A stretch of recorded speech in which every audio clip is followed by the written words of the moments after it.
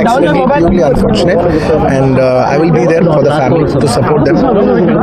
in whatever way I can. We can never cover the loss of death of a person, but in whatever possible way, I will be there for the family to support them. And once again, I like to thank each and every one of you from all over. बहुत शुक्रिया सबके लिए अंदर के प्रति ఒక్కరికి చూసే ప్రతి ఒక్కరికి ధన్యవాదాలు తెలియజేసుకుంటున్నాను. థ్యాంక్ యూ అండి, థ్యాంక్ యూ. अल्लु अर्जुन पुष्पा 2 अल्लु अर्जुनखौ एरेस्ट खालामदोंमोन मैया आरो दिनै फुङावनो बिथाङा रिलिज जाबाय. मैया शुक्रबारनि फुङाव बिखौ एरेस्ट खालामदोंमोन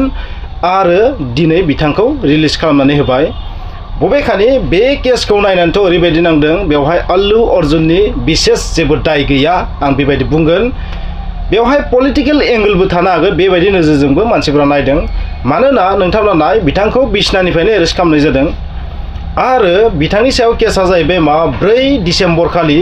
पुष्पा 2 जि मुभि बेनि जि प्रिमियार श' दङमोन हायद्राबादनि मोनसे सन्ध्या थिएटार नामनि मोनसे सिनेमा हलाव प्रिमियार श' दङमोन निश्चय. आरो बैहाय बिथाङाबो थांदोंमोन आरो बिथांखौ नायनो थाखाय माखासे मानसिफोरनि गेजेराव होंगो दोंगो जादोंमोन. बेवहायनो सासे आइजोआ गासिन जानानै जिउ जोबदोंमोन आरो बिनि सासे उन्दै गथ'साया माने इन्जुर जादोंमोन आरो एसे जोखोम जादोंमोन आरो बिनिफ्रायनो बे केसा स्टार्ट जादों. नाथाय बहुत दिननि उनाव 4 डिसेम्बरनिफ्राय मैयानि तारिखहालागै मामोन नोंथांमोना मिथिगौ बिखौ एरेस्ट खालामनाय जादोंमोन. नाथाय दिनै हरखाब बिथांखौ फिन रिलिज खालामबाय. बिथांखौ मोनसे नामपालि होननाय जायगानि जि कर्ट माने लकेल कर्ट बियो नामपालि कर्टआ बिखौ 14 साननि मोनसे जेल रिमान्ड माने जेलाव दोनहरदोंमोन आरो. नाथाय हाइकर्टआ बेखौ स्टे खालामनानै मा खालामबाय इन्टारिम बेल होबाय. माने हाइकर्टआव बेलनि थाखाय एप्लाइ खालामखादोंमोन बिनि उकिलफोरा अल्लु अर्जुन बिथांनि उकिलफोरा आरो बिथांनो इन्टारिम बेल होबाय 4 उइक्सनि थाखाय 4 सप्ताहनि थाखाय 4 उइक्सनि थाखाय इन्टारिम बेल मोनबाय आरो बिथाङा दा 4 उइक्सनि थाखाय बिथाङा जेलनि बाहेरायाव फैबाय. बिनि उनाव बेनि सायाव गोबां नायबिजिरनाय जागोन आरो नायबिजिरनायाव जुदि माबाफोर दाय मोनोबा बिथाङा फिन जेलाव थांनांगोन आरो जेबो दाय गैयाबा बिथाङा कमप्लिटलि केसनिफ्राय उदां जागोन. बे सिस्टेमानो सोलिदों दा. बबेखानि बे दुखुनांथाव जोंनि भारतनि जारिमिनाव पुष्पा 2आ ओरैबायदि मोनसे मुभि इन्डियानि गासै सिनेमानि जि रेकर्ड बेखौ मा खालामदों डेस्ट्रय खालामजोबदों सेफायजोबदों. बिनि जि कालेक्शन वर्ल्ड वाइड जि कालेक्शन बे कालेक्शना इन्डियानि फिल्म जगतनि जारिमिनाव बेयो नाम्बार 1आव थांबाय. जानो हागौ बिनि थाखायबो मेगन सानानै माखासे मानसिफोरनि फाव फान्दायनायबो जानो हागौ पलिटिकेल माखासे खैसारबो जानो हागौ. नाथाय बिथाङा रिलिज जानायनि उनाव नोंथाङा नुदों बिथाङा सासे माने पलिटिकेल नेता बादि रेहायखौ हमदों आरो बिथाङा निमाहा बिदों आरो बिथाङा गावनि फेन्सफोरखौ बाख्नायदों साबायखर बावदों आरो बिथाङा बुंदों बे जि जाथाय 4 डिसेम्बरनि जि जाथाय बै 4 डिसेम्बरनि जि जाथाय बेनि थाखाय बिथाङा दुखु फोरमायदों बेबायदि जानाङामोन आरो बेनि थाखाय बिथाङा निउसाव मोननाय बादिब्ला बेसेबां रियेलिटि दं मिथिया 25 लाख 25L बै थैनाय न'खरनि मानसिनो होदों बा होनो थाखाय राजि जादों बेबायदि बुंदों. बियाखै बिथाङा गावनो होदों बेबायदि मिथिनो मोन्दों बिथांनि न'खरनिफ्राय बेबायदि मिथिनो मोन्दों 25 लाख आरो बिथाङा दुखु फोरमायदों हरखाब बेबायदि जालांबाय बियो आंनि माने कन्ट्रलनि बाहेरायावमोन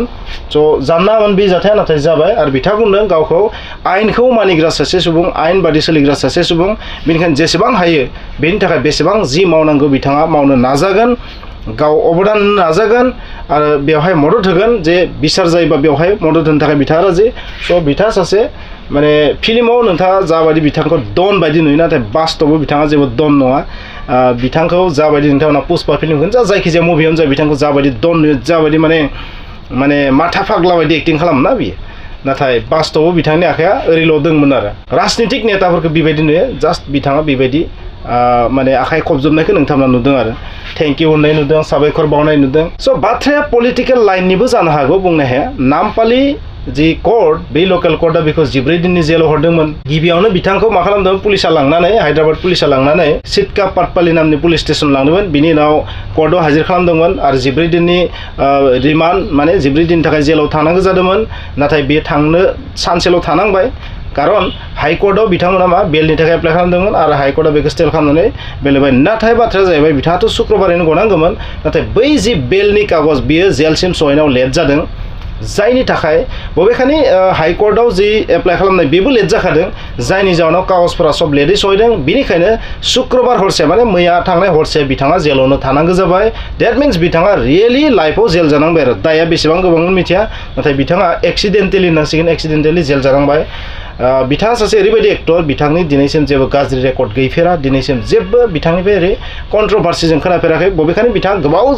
लाइफ दंबोयो बै फिउचार लाइफआव माबाफोर कन्ट्रभार्सि फैगोन नामा बेखौ जों बुंनाया बर्तमानाव बिथाङा जेबो कन्ट्रभार्सि गैया आरो सबसे पपुलार एक्टरनि मादाव सासे बिथाङा आरो बिथाङा साउथ इन्डियान एक्टर नंगौ नाथाय बिथाङा इन्डियाआव बर्तमानाव बयजोंबो मोजां मोनजानाय सासे एक्टर बलिउडनि एक्टरफोरनिख्रुइबो बांसिन मोजां मोनजानाय एक्टरनि मादाव बिथाङा सासे स' बलिउडनि एक्टरफोराबो बिथांखौ माने फेर फाथिनो हायाखै आरो बिथांजों स' अल्लु अर्जुन जानो हागौ बे राजनितिक खैसारबो जानो हागौ फाव फान्दायनाय कनस्पिरेसिबो थानो हागौ बेवहाय बुंनो हाया नाथाय जियानो जाया मानो फेन्सफोरनि मोनसे लुबैनायमोन बिथाङा जेलनिफ्राय उदां जानांगौ बिथाङा थारैनो जेलनिफ्राय उदां जाबाय आरो मोनसे बाथ्राखौ आं बेखिनियाव बुंगोन थांनाय भिडिअ'बो आं एसे बुंदों जायनि आखायाव पावार थायो मानि थायो ना जायफोरनि आखाया गोलाव ना जायफोरा बहुत पपुलार ना बेवहाय रांनिल' खोथा होनाखै आं जायहा बहुत बुरजा रां थायो जायहा बहुत पावार थायो जायहा माने बहुत मोजां मोनसे फिल्ड थायो जाय जोबोर मोजां मानसि बिखौ जेलाबो लाखिनो हाया लोगोफोर स' अल्लु अर्जुननि बिथांनि बेलायाव गासैबो आरो बिथाङा रां दं थाखा फैसा दं फेम दङ बिथाङा आखाइ गोलाव मानसि कररपति मानसि स' बिथांखौ जेलाव लाखिनाया एसेबां इजि नङा बबेखानि जोबोर गिदिर जुदि दाय मावोबा जोंनि इन्डियाआव नुनो मोन्दों बहुत आखाइ गोलाव मानसियाबो जेलनि बाहेरायाव जानांगौ जादों नाथाय अल्लु अर्जुननि बिथांनि बेलायाव दासिम बेखौ जों बुंनो हानाय जायाखै बिथाङा थारैनो बै स्टाम्पेडआव बै जि खारग्लुं खासि जानायाव जाबादि आइजोनि जिउ जोबदोंमोन बेवहाय बियो दाय दंमारोना गैमारोमोन बेखौथ' बुंनो हाया जोङो बियो समजों लोगोसे जागोन जेब्ला बिसार जायो जियानो जाबाय नोंथांमोननि फेभराइट एक्टर अल्लु अर्जुन बिथाङा रिलिज जाबाय नङा होमबा बेवहाय पलिटिकेल एंगलबो थानाय बायदिखौ नुदों आरो तेलेंगाना हाइकर्टआ बिखौ इन्टारिम बेल होदोंबाबो नाथाय बिथांनि केसा दाबो जोबाखै निश्चय आरो बिथाङा बै बेलनि थाखाय 50,000 बन्ड होनांगौ जादों बेल बन्ड ना मा होनना बुङो बबेखानि आं कर्टनि ल' आयेन कानुननि बांद्राय नलेज गैया स' खारग्लुं खासियाव जिउ जोबनायनि थाखाय बिथाङा दाया दों गैया बेखौ मिथिया नाथाय सानसे जेल जानांबाय आरो लाइफआव जेल जानांबाय आरो खनसे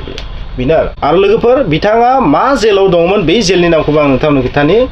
सानसलगुडा सेन्ट्रेल जेल साधारन जेल नङा सेन्ट्रेल जेलाव थानांगौ जादों बियो सानसे सानसलगुडा सेन्ट्रेल जेल सानसलगुडा गोसोआव लाखि नोंथांमोना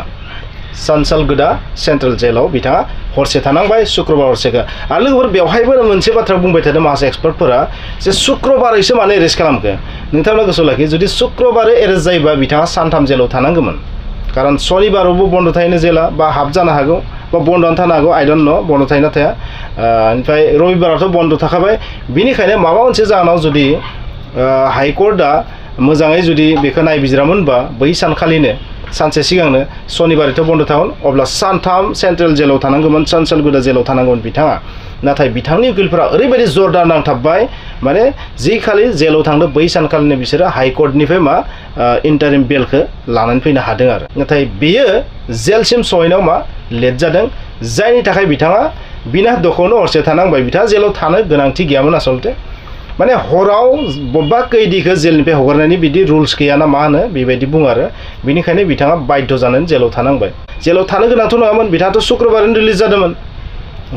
जेलसिम थांनाङामोन नाथाय बै कागजा सहैनि थाखायनो बिथाङा जेलाव थानांबाय माने कमेडि आरो फिल्माव जाबायदि बिथाङा एक्टिं लायोना जाबायदि माने मा होनगोन बेखौ जाबायदि दुखुनांथाव माने डिप्राइभ खालामजानाय एक्टिं लायो बिथाङा बास्तबावबो बिथाङा बेबायदिनो डिप्राइभ जाबाय आरो दरकार बिथाङा हरसे जेलाव थानांबाय आरो बिथाङा जाय ड्रेसजों जेलाव थांदों बिथाङा माने बेडआवसो दंमोन आरो बिथांनि जि ड्रेसाव जि लिरनाय दङ बै लिरनायाथ' बिथांनि पुष्पा फिल्मनिनो डायलग ना नोंथांमोना निश्चय बेखौ मिथिगौ मा डायलग बियो नोंथांनि पपुलार एक्टर अल्लु अर्जुन बिथाङा जेलनिफ्राय बोरै रिलिज जाखो मानो जेलाव हरसे थानांगो थानोथ' गोनांथि गैयामोन बिथाङा रिलिजआनो जाबायमोन नाथाय मोनसे कन्डिसननि थाखाय बिथाङा जेलाव थानांबाय हराव जिहेतु केडिखौ रिलिज खालामजाया स' बिथांखौ केडिबो होनजाया बुंनो थाङोबा केडिबो नङामोन बिथाङा माने नकलि केडि जाहैबाय आरो नकलि केडि जानानै जेलाव थानांबाय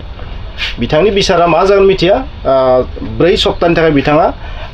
इन्टारिम बेल मोन्दों आरो बेहाय बिसार जायोबा 4 सप्तायाव बिथाङा उदां जानो हागौ बिथाङा बा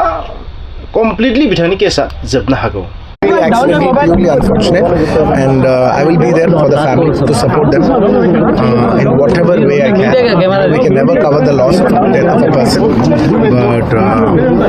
in whatever possible way, I will be there for the family to support them. And once again, I'd like to thank each and every one of you from. I'd like to thank each and every one of you from all over. बहुत शुक्रिया सबके लिए अंदर के प्रति ఒక్కరికి చూసే ప్రతి ఒక్కరికి